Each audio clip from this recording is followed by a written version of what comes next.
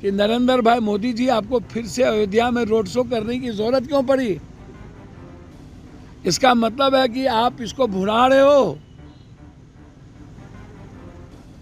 धर्म के नाम पर और जवान के नाम पर, भगवान और जवान के नाम पर राजनीति करने की इजाज़त जाति के नाम पर नहीं मिलनी चाहिए, और ये गलत है, ये सही नहीं। राहुल गांधी और प्रियंका गांधी आपको याद क्यों आता रहता है? क्यों गाली देते हो? आप अपनी बात करो। आपने क्या किए उसकी बात करो। किसी की चर्चा, एनडीए और इंडिया तो पूर्णिया में एक ही था, उस पर हम क्या बोल सकते हैं? तो दोनों तो एक ही थे ना पूर्णिया में। ये दोनों रोपिएगा बबूल तो खाइएगा। नमस्कार, नेक्स्ट 9 न्यूज देख रहे हैं आप। मैं हूं आपके साथ प्रांशी राठौर। बिहार की 40 में से 9 लोकसभा सीट, जहां पर पहले और दूसरे चरण में मतदान की प्रक्रिया संपन्न हो चुकी है और अब बारी है तीसरे चरण की। 7 मई को तीसरे चरण में मतदान होने वाले हैं। बिहार की 5 लोकसभा सीटों पर वोटिंग होगी और ऐसे में देखा जाए तो नजरें टिकी हुई हैं उन सीटों पर जिन सीटों पर आने वाले समय में चुनाव होंगे, मतदान होंगे। अब यहां पर सवाल उठ रहे हैं उन तमाम उम्मीदवारों पर जो राजनीतिक दलों की तरफ से आगे किए गए हैं। चर्चा करेंगे बिहार की सियासत में यादव कुनबे को लेकर। राजद सुप्रीमो लालू प्रसाद यादव की 2 बेटियां मीसा भारती और रोहिणी आचार्य चुनावी मैदान में हैं। मीसा भारती पाटलिपुत्र से चुनाव लड़ रही हैं, तो वहीं रोहिणी आचार्य चुनाव लड़ रही हैं सारण लोकसभा सीट से। पहली बार चुनावी मैदान में है रोहिणी आचार्य।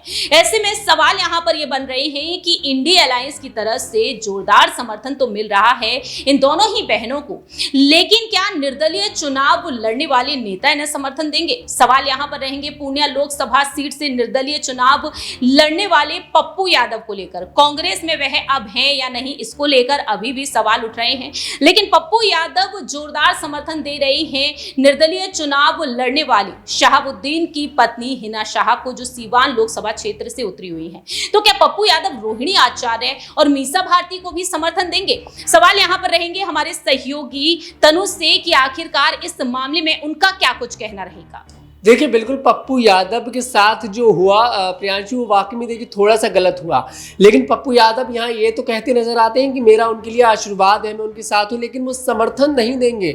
आप देख लीजिएगा, उन्होंने साफ बोल दिया है कि किसी तरह का कोई लड़ाई नहीं है, झगड़ा नहीं है, मैं कांग्रेस के साथ हूँ, कांग्रेस के साथ हमेशा रहूंगा, मेरा कांग्रेस के लिए समर्थन है, लेकिन मेरा लालू यादव के परिवार के लिए कोई समर्थन नहीं है। और लालू यादव के परिवार को देखिए पप्पू यादव समर्थन दे भी कैसे दे, क्योंकि तेजस्वी यादव जब पूर्णिया लोकसभा सीट पर प्रचार करने के लिए जाते हैं तो वो वहां की जनता से कहते हैं कि या तो आप आरजेडी के प्रत्याशी को जिता दीजिए, मतलब इंडिया गठबंधन के प्रत्याशी को जिता दीजिए, या फिर आप एनडीए को जिता दीजिए अगर आपको उसको नहीं जिताना। लेकिन जो निर्दलीय चुनाव लड़ रहे हैं पप्पू यादव, उनको बिल्कुल इस सीट से मत जिता देना। जब लालू यादव, उनके बेटे तेजस्वी यादव पप्पू यादव के इतने अगेंस्ट हो सकते हैं, तो ऐसी सिचुएशन में पप्पू यादव कैसे समर्थन दे सकते हैं लालू यादव के परिवार को, लालू यादव की बेटियों को? ऐसे में जैसे कि आपने बताया कि पप्पू यादव हिना साहिब को देखिए खुला समर्थन दे रहे हैं, क्योंकि वो भी निर्दलीय चुनाव लड़ रही है, और उन्होंने बोला भी है कि मेरा आशीर्वाद तो है लालू यादव के परिवार की बेटियों के साथ, लेकिन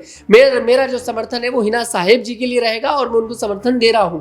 तो पप्पू यादव यहाँ पर देखिए कहीं ना कहीं एक लाइन कांग्रेस के साथ भी बनाते चल रहे हैं कि मैं कांग्रेस के साथ भी हूं। दूसरी लाइन वो ये भी बनाते चल रहे हैं कि अगर कांग्रेस से मेरा साथ छूटा तो मैं बिहार के 2025 में विधानसभा चुनाव होने वाले हैं, तो उसमें एक ठोस कदम के साथ कुछ लोगों के साथ अपनी पार्टी खड़ी कर सकूं।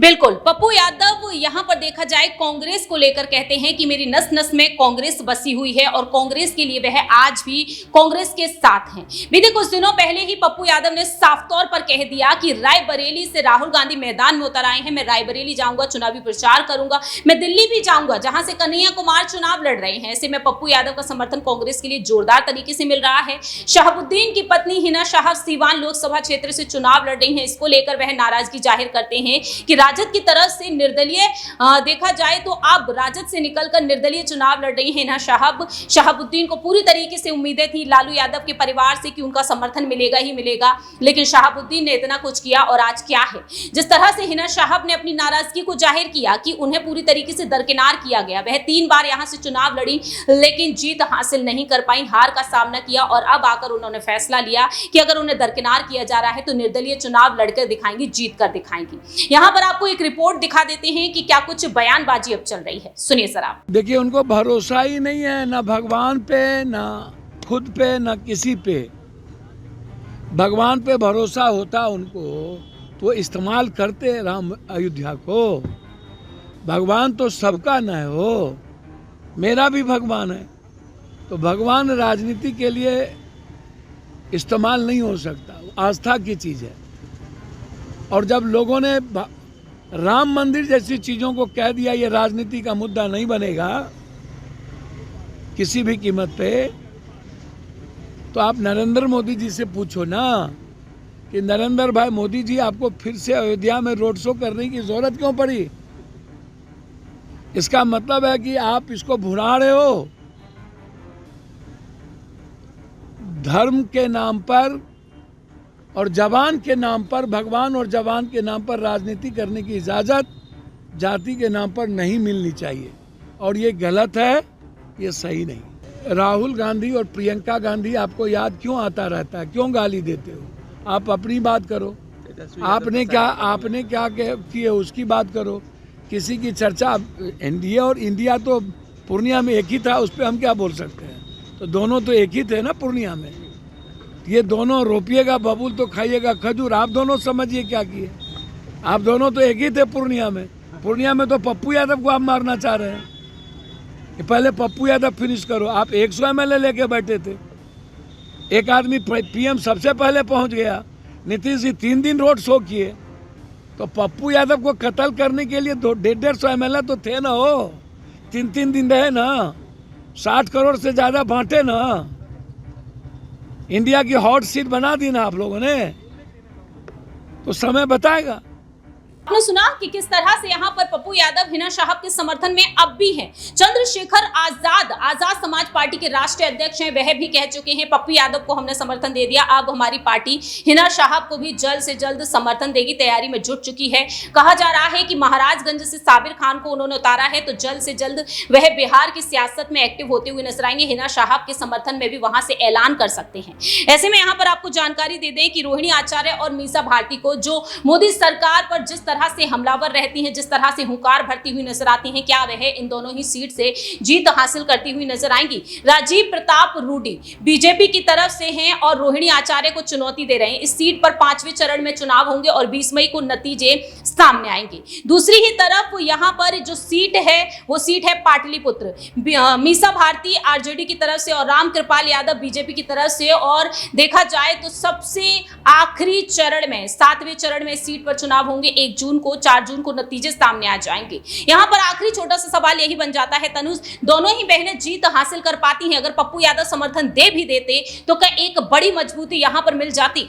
देखिए, बिल्कुल अगर पप्पू यादव समर्थन उन दोनों बहनों को देते हैं तो कहीं ना कहीं एक मजबूती जरूर बनेगी, क्योंकि पप्पू यादव बिहार के अंदर इस बार एक बड़ा चेहरा बनकर सामने आ रहे हैं। शायद यही कारण है कि चंद्रशेखर आजाद जो बिहार के अंदर एंट्री करते नजर आ रहे हैं, प्रियांशी, वो पप्पू यादव का सहारा लेकर करते नजर आ रहे हैं। तो पप्पू यादव को एक छोटे नेता के तौर पर नहीं देखा जा सकता। पप्पू यादव बिहार के अंदर एक बड़ा चेहरा है और पप्पू यादव का समर्थन लालू यादव के परिवार की दोनों बेटियों को अगर मिलता है तो कहीं ना कहीं उनकी जीत फिर तो देखिए निश्चित दिखाई देती है।